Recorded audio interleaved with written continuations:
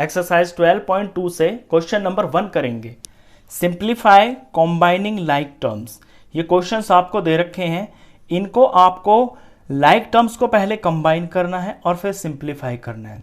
यानी कि कहीं पे एडिशन है, सब्ट्रैक्शन है, तो लाइक टर्म्स का ही हम एडिशन कर सकते हैं और लाइक टर्म्स को ही हम सब्ट्रैक्ट कर सकते हैं। तो जब भी हमें इस तरह का सिंप्लीफिकेशन करना होता है तो पहले लाइक टर्म्स को हमें साथ में करना होता है। चलिए फर्स्ट पार्ट से शुरू करते हैं। 21b minus 32 plus 7b minus 20b। अब इसमें जो लाइक टर्म्स है उन्हें पहले हम एक साथ कर लेंगे।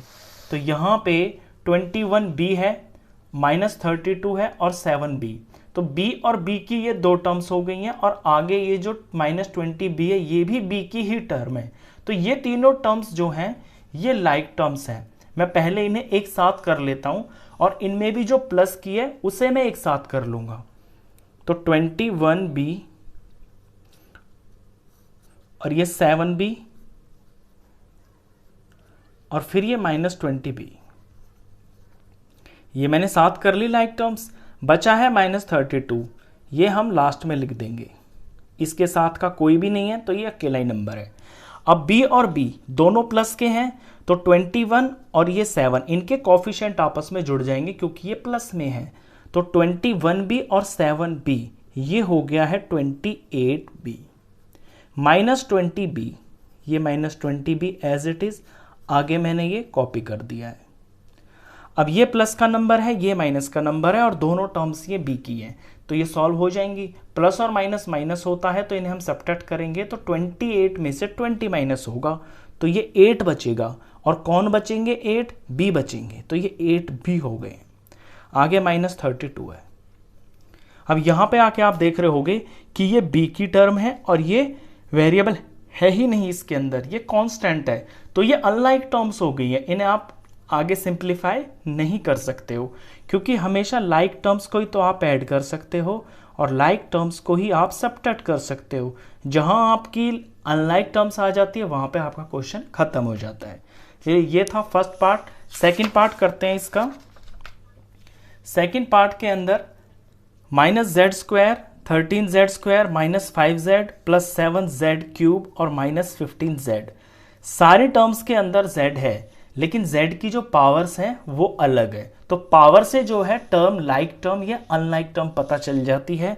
जो z क्यूब की टर्म्स हैं वो सारी लाइक टर्म्स होंगी, z² की वो आपस में लाइक टर्म्स होंगी। तो इसे सॉल्व करना शुरू करते हैं। तो यहाँ पे मैं सबसे पहले जो z में सबसे ज़्यादा पावर है उस टर्म को मैं पहले ले लेता हूँ। तो 7z³ ये टर्म मैंने ले ली है। अब इसका यहाँ पे कोई भी लाइक टर्म नहीं है क्योंकि और किसी में भी z की पावर 3 नहीं है। अब 2 पे चलते हैं। z की पावर 2 ये रहा 13 में और z की पावर 2 ये रहा माइनस z। तो ये दो टर्म्स हैं जिनमें z का स्क्वायर है। इनमें भी मैं प्लस वाली को पहले ले लेता हूं और फिर ये माइनस वाली को ले लेता हूं। तो ये दो टर्म होगी है। इसके बाद कोई भी ऐसी टर्म नहीं है जो z² की हो। अब है z की टर्म्स। ये दोनों z की टर्म्स हैं और दोनों ही माइनस में है तो किसी को भी मैं पहले लिख सकता हूं। ये हो गया है।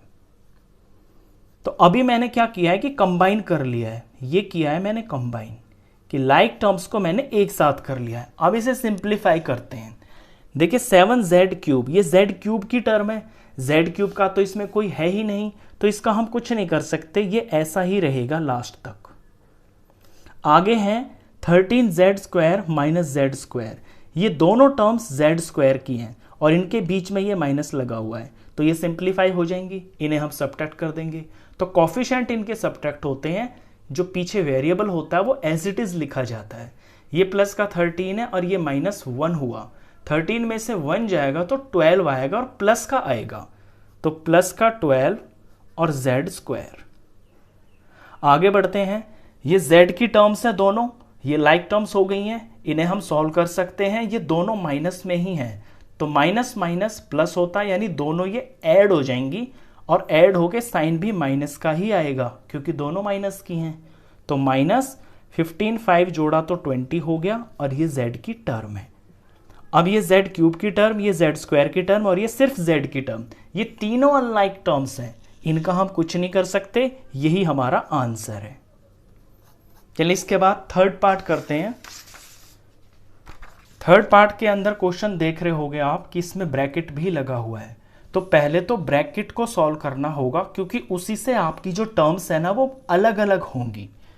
तो ये p है, ये जो माइनस है और इसके आगे ब्रैकेट में p माइनस q लिखा हुआ है, यानी जो माइनस है वो बारी बारी से इन दोनों टर्म्स को मल्टीप्लाई करेगा। तो माइनस की जब p से मल्टीप्लाई होगी तो ये माइनस p हो जाएगा, और माइनस की माइनस q से जब मल्टीप्लाई होगी तो माइनस माइनस टकरा के प्लस हो जाता है, और ये q का q हो गया। आगे बढ़ते हैं, माइनस q अकेला ही लिखा हुआ है तो एज इट इज कॉपी कर देंगे। अब ये यहाँ माइनस लगा हुआ है और इसके साथ में यहाँ ब्रैकेट लगा हुआ है, तो ये माइनस इन दोनों टर्म्स को मल्टीप्लाई करेंगे जब, तो साइन चेंज हो जाएगा। माइनस की q से मल्टीप्लाई करेंगे तो माइनस q आएगा, और माइनस की माइनस से मल्टीप्लाई करके प्लस हो गया, और ये p का p हो गया। अब यहाँ पे दो ही टर्म्स हैं, एक तो p की टर्म्स हैं और एक q की टर्म्स हैं। तो p की टर्म्स को मैं सारी को एक साथ लिख लेता हूँ। ये p है प्लस का, ये p है प्लस का, तो प्लस प्लस के p ये हो गए, दो हैं इसके अंदर, और माइनस का p ये एक ही है तो ये माइनस का p हो गया। अब q पे आते हैं, q की इसमें तीन टर्म्स हैं, एक दो और ये तीन, इसमें प्लस की ये एक ही है तो ये प्लस की मैंने q लिख ली, और माइनस की ये दो हैं तो माइनस q और माइनस q। ये कर लिया है मैंने कॉम्बिनेशन, यानी कि एक साथ कर लिया है लाइक टर्म्स को। अब इन्हें सिंप्लीफाई करते हैं। देखिए p और p ये दोनों मिलके 2p हो गया, और माइनस ये अकेला p हो गया। यहाँ पे प्लस का q है तो प्लस का q हो गया, ये दोनों माइनस की हैं तो ये माइनस 2q हो गया। अब सिंप्लीफाई करते हैं तो 2p में से p जाएगा, तो प्लस और माइनस माइनस हो गया तो एक p बचेगा। यहाँ पे प्लस और माइनस है, माइनस का 2 प्लस का 1, तो सब्ट्रैक्ट होके 1 ही बचेगा, और माइनस का आएगा क्योंकि माइनस के ज़्यादा है। ये माइनस का हो गया, और 1 लिखने की ज़रूरत नहीं है, ये q हो गया। तो इसका आंसर हो गया है p माइनस q। इसे आप इतना लंबा ना करके शॉर्ट में भी कर सकते थे। जब आपने यहाँ पे इनको कंबाइन कर लिया था इस स्टेप के अंदर, तो एक प्लस का p एक माइनस p से कट सकता था। ये सेकंड तरीका है, जैसे कि ये p इस माइनस वाले से कट जाता, और एक प्लस का q एक माइनस q से कट जाता। अब आपको दिखता सिर्फ यहाँ p माइनस q, तो आप p माइनस q लिख देते हैं। आप वैसे भी कर सकते थे। तो इस वीडियो में मैं ये 3 पार्ट्स करवा रहा हूँ, इससे नेक्स्ट के पार्ट्स हम नेक्स्ट वीडियो में करेंगे। तो मिलते हैं फिर नेक्स्ट वीडियो में, तब तक के लिए गुड बाय।